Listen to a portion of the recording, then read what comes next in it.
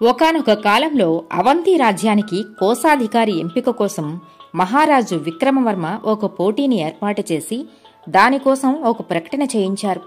వందల సంఖ్యలో ఆ పోటీకి వచ్చారు. వారిలో ధర్మేంద్ర, వీరేంద్ర అన్ని అంశాల్లోనూ గెలిచి చివరి పోటీ వరకు చేరుకున్నారు. వాళ్లను మంత్రి సిద్ధశర్మ పిలిచి, రేపే మీ చివరి పోటీ ఉంటుంది. ఈ రోజుకు మీరు కోటలోనే ఉండండి. మరో విషయం, మీకు చెరో 25 వెండి నాణాల మూటను ఇస్తున్నాను. వాటిని ఉదయం పోటీకి వచ్చేటప్పుడు తప్పకుండా పట్టుకురండి అని చెప్పాడు. ఇద్దరికీ అలానే నాణాల మూటలు అందాయి. తెల్లారి పొద్దున్నే వాళ్ళిద్దరూ ఆస్థానానికి వెళ్లి మంత్రికి ఆ నాణాల మూటను అప్పగించారు.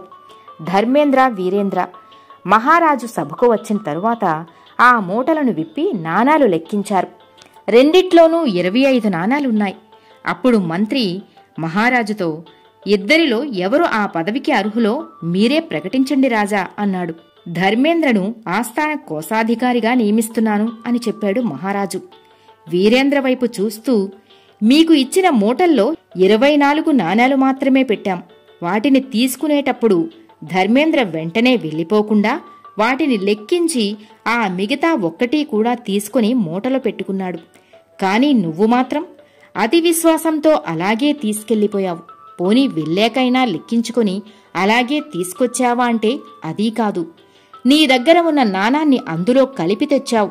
కోశాధికారి పదవికి ప్రధానమైన అర్హత ఏ స్థాయిలో ఉన్నవాళ్లు ధనమిచ్చినా తప్పనిసరిగా వాటిని లెక్క చూసుకోవాలి.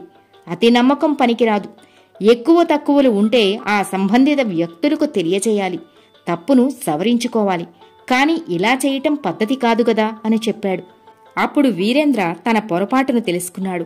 ఇక నుంచి చాలా జాగ్రత్తగా ఉంటానంటూ అక్కడి నుంచి వెళ్లిపోయాడు. కథ సమాప్తం.